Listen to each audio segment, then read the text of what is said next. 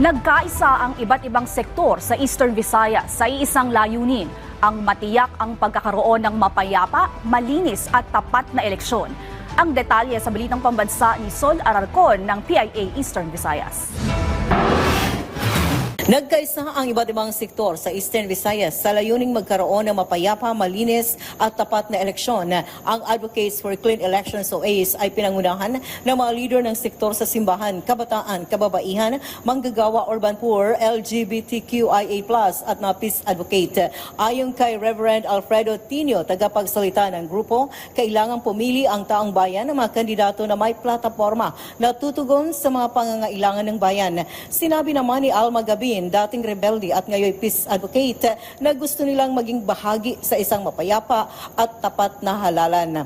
Isang manifesto of support ang pinirmahan ng mga kasapi sa kauna-unahang alyansa para sa payapa, malinis at tapat na eleksyon sa buong Eastern Visayas. Ngayon pa lang ay may ilang lugar na sa riyon ang binabantayan ng pulisya dahil sa posibilidad maging hotspots sa darating na eleksyon.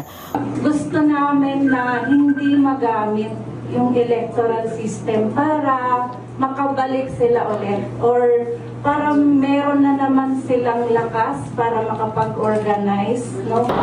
Mula rito sa Philippine Information Agency, Eastern Visayas, Sol Ararcon, Balitang Pambansa.